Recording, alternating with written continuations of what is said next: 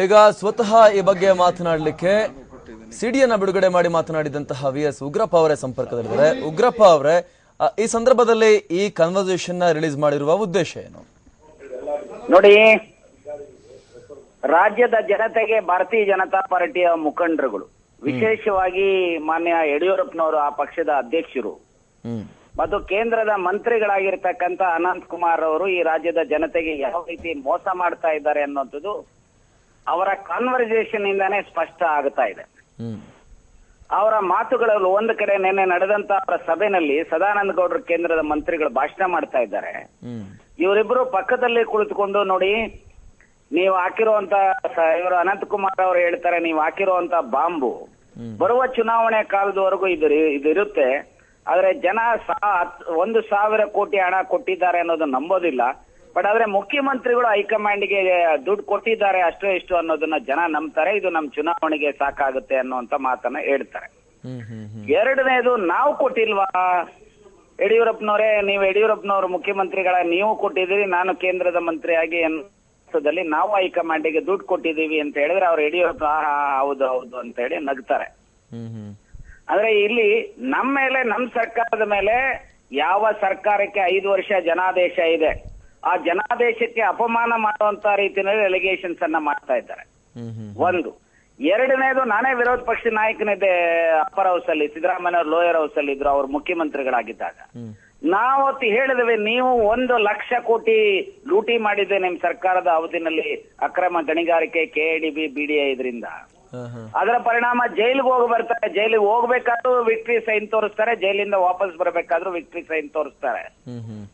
So ಇವತ್ತು ಯಾರು ಮೋದಿ ಅವರು ಬಹಳ ಉದ್ದುದ್ದನೆ ಭಾಷಣ ಹೊಡಿತಾರೆ ಡಿಮಾನಿಟೈಸೇಷನ್ ಆಫ್ ಕರೆನ್ಸಿ ಬಗ್ಗೆ, ಈ ದೇಶದಲ್ಲಿ ಭ್ರಷ್ಟಾಚಾರ ಹೋಗ್ಲಾಡಿಸ್ತೀವಿ ಅಂತ ಹೇಳಿ.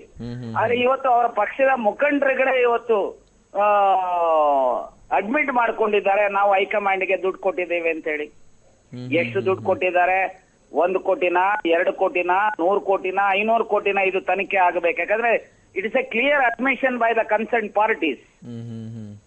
ಸೊ ಆ ತನಿಖೆ ಸುಪ್ರೀಂ ಕೋರ್ಟಿನ ಯಾರು ಸಿಟ್ಟಿಂಗ್ ಜಡ್ಜ್ ಇಂದ ತನಿಖೆ ಆಗಬೇಕು. ಆ ತನಿಖೆ ಮುಗಿಯೋವರೆಗೂ ಸಹ ಅನಂತ್ ಕುಮಾರ್ಗೆ ಏನಾದ್ರೂ ಸ್ವಲ್ಪ ಈ ಪ್ರಜಾಪ್ರಭುತ್ವ ವ್ಯವಸ್ಥೆಯಲ್ಲಿ ಮೋದಿ ಅವ್ರಿಗಾಗ್ಲಿ, ಅನಂತ್ ಕುಮಾರ್ಗಾಗ್ಲಿ ಅಥವಾ ಯಡಿಯೂರಪ್ಪನವ್ರಿಗಾಗ್ಲಿ ಸ್ವಲ್ಪನಾದ್ರೂ ಬದ್ಧತೆ ಅನ್ನೋಂತಿದ್ರೆ ರಾಜೀನಾಮೆ ಕೊಡ್ಬೇಕು. ಹಾಗಾದ್ರೆ ಸಿಎಂ ಸಿದ್ದರಾಮಯ್ಯ ಕೂಡ ರಾಜೀನಾಮೆ ಕೊಡ್ತಾರೆ? ಸಿದ್ದರಾಮಯ್ಯನವ್ರ ಮೇಲೆ ದೇರ್ ಇಸ್ ನೋ ಚಾರ್ಜಸ್.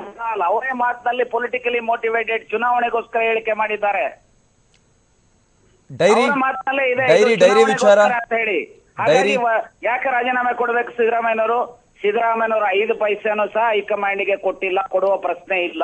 ಡೈರಿಯಲ್ಲಿ ಉಲ್ಲೇಖ ಆಗಿರುವಂತದ್ದು ಏನು ಹಾಗಾದ್ರೆ?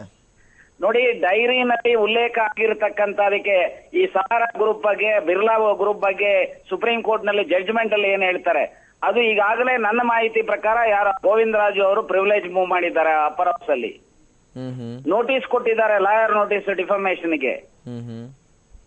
ಸೊ ಇವೆಲ್ಲ ಒಟ್ಟಾರೆ ನೋಡಿಕೊಂಡಾಗ ಇದು ಒಂಥರ ಕಳ್ಳನ ಮನಸ್ಸು ಉಳ್ಳುಳಿಗೆ ಅನ್ನೋಂತ ರೀತಿಯಲ್ಲಿ ಭಾರತೀಯ ಜನತಾ ಪಾರ್ಟಿಯವರ ಮೈಂಡ್ ಸೆಟ್. ಅವರು ಬಹುಶಃ ಈ ರಾಜ್ಯ ಕಂಡಂತ ಅತ್ಯಂತ ಭ್ರಷ್ಟ ಸರ್ಕಾರ ಯಾವ್ದಾದ್ರು ಇದ್ರೆ ಅದು ಯಡಿಯೂರಪ್ಪನವರ ನೇತೃತ್ವದ ಸರ್ಕಾರ. ಮುಖ್ಯಮಂತ್ರಿಗಳಾಗೋದಕ್ಕೆ ಮೊದಲು ಅವ್ರ ಆಸ್ತಿ ಎಷ್ಟಿತ್ತು? ನಾನು ವಿರೋಧ ಪಕ್ಷ ನಾಯಕನಾಗಿ ಆ ಸಂದರ್ಭದಲ್ಲಿ 16 ಸಾರಿ ಹೇಳಿದ್ದೇನೆ, ದಮ್ ಇದ್ರೆ, ತಾಕತ್ತಿದ್ರೆ ನನ್ನ ಆಸ್ತಿ ನಿಮ್ಮ ಆಸ್ತಿ CBI ತನಿಖೆಗೂ ಸುಪ್ರೀಂ ಕೋರ್ಟ್ ತನಿಖೆಗೂ ಒಪ್ಪಿಸ್ತೀರೇನ್ರಿ ಅಂತ ಹೇಳಿ. ಈಗ ಉಗ್ರಪ್ಪ ಅವರೇ, ರಾಜ್ಯದಲ್ಲಿ ಕಾರ್ಯಕ್ರಮಗಳ ಮೂಲಕ ಜನರ ವಿಶ್ವಾಸ ಗಳಿಸಲಿಕ್ಕೆ ಆಗ್ತಾ ಇಲ್ಲ ಭಾರತೀಯ ಜನತಾ ಪಾರ್ಟಿ ಅವರಿಗೆ. ಉಗ್ರಪ್ಪ ಅವರೇ, ನೀವು ಹೇಳ್ತಾ ಇದ್ದೀರಾ, ಉಗ್ರಪ್ಪ ಅವರೇ ನೀವೀಗ ಸ್ಪಷ್ಟವಾಗಿ ಹೇಳ್ತಾ ಇದ್ದೀರಾ ಇದು ರೆಕಾರ್ಡ್ ಆಗಿದೆ, ಅವ್ರಿಗೆ ಉತ್ತರ ಕೊಡಬೇಕು ಅಂತ. ನಿಜ, ಏನೋ ಮಾತಾಡಕ್ ಹೋಗಿ ಎಡ್ವರ್ಟ್ ಮಾಡ್ಕೊಂಡು ಅವರು ಕೂಡ ತಮ್ಮ ಬಣ್ಣ ಮನೆಗೆ ಬಯಲು ಮಾಡ್ಕೊಂಡಿದ್ದಾರೆ. ಆದ್ರೆ ನೀವು ಡೈರೆಕ್ಟ್ ಆಗಿ ನೀವು ಆನ್ಸರ್ ಮಾಡ್ತೀರಾ ಅಂತ ನಿಮಗೊಂದು ಡೈರೆಕ್ಟ್ ಪ್ರಶ್ನೆ ಕೇಳ್ತೀನಿ. ಕಾಂಗ್ರೆಸ್ ಹೈಕಮಾಂಡ್ಗೆ ಕಾಂಗ್ರೆಸ್ನ ರಾಜ್ಯ ನಾಯಕರು ಕೊಟ್ಟೇ ಇಲ್ಲ ದುಡ್ಡು ಫಂಡ್ ಅಂತ ನೀವು ಆತ್ಮಸಾಕ್ಷಿಯಾಗಿ ಹೇಳ್ತೀರಾ?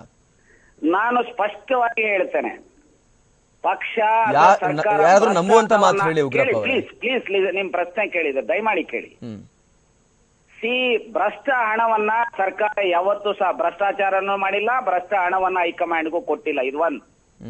ಎರಡನೇದು, ನಮ್ಮ ಜನತಾ ಪ್ರಾತಿನಿಧ್ಯ ಕಾಯ್ದೆ, ರೆಪ್ರೆಸೆಂಟೇಷನ್ ಆಫ್ ಪೀಪಲ್ಸ್ ಆಕ್ಟ್ 1951 ರೀತಿಯ ಪಕ್ಷಗಳು ದೇಣಿಗೆಗಳನ್ನ ಪಡೀಲಿಕ್ಕೆ ಅವಕಾಶ ಇದೆ. ಯಾರಿಂದನಾದ್ರೂ ಸಹ ಈಗ ಅವರು ಲಿಮಿಟ್ ಮಾಡಿದ್ದಾರೆ 2,000 ಮೇಲೆ ತೆಗೆದುಕೊಳ್ತಕ್ಕಂತ, ಅದಕ್ಕೆ ಅವರ ಐಡೆಂಟಿಟಿ ಬೇಕು ಅಂತ ಹೇಳಿ.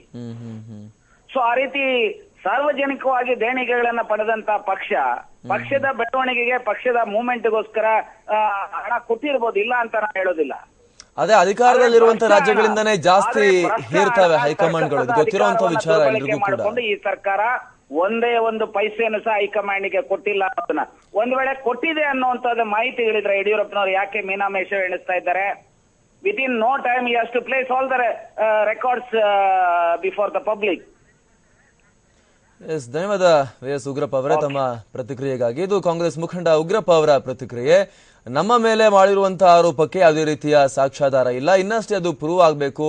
ಈ ಎಲ್ಲ ಆರೋಪಗಳಿಗೆ ಸಂಬಂಧಪಟ್ಟಂತೆ ಸಾಕಷ್ಟು ಹಂತಗಳು ಬಾಕಿ ಇದೆ. ಕೇವಲ ಒಂದು ಆರೋಪವನ್ನಷ್ಟೇ ಮಾಡಿದ್ದಾರೆ ಯಡಿಯೂರಪ್ಪ. 1,000 ಕೋಟಿ ಹೈಕಮಾಂಡ್ಗೆ ಕಾಂಗ್ರೆಸ್ನ ರಾಜ್ಯ ನಾಯಕರು ಕೊಟ್ಟಿದ್ದಾರೆ, ಸಿದ್ದರಾಮಯ್ಯ ಕೊಟ್ಟಿದ್ದಾರೆ ಅಂತ. ಆದ್ರೆ ಈ ವಿಡಿಯೋ ಟೇಪ್ ಅಲ್ಲಿ ತಾವು ಕೊಟ್ಟಿದ್ದೀವಿ, ನೀವು ಕೊಟ್ಟಿದ್ದೀರಿ ಅಂತ ಅನಂತಕುಮಾರ್ ಹಾಗೂ BSY ಮಾತನಾಡಿ ಒಪ್ಪಿಕೊಂಡಿರೋದು ವಿಡಿಯೋ ಆಡಿಯೋ ಎವಿಡೆನ್ಸ್ ಇದೆ.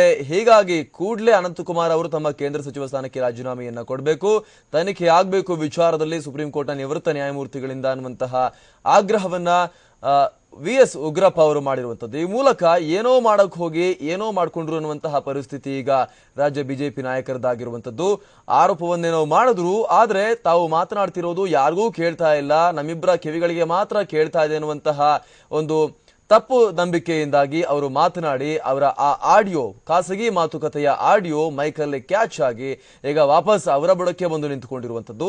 ಈಗ ಆನ್ಸರ್ ಮಾಡಬೇಕಾಗಿರುವಂತಹ ಸರದಿ ಅನಂತಕುಮಾರ್ ಹಾಗೂ BS ಯಡಿಯೂರಪ್ಪನವರದ್ದು.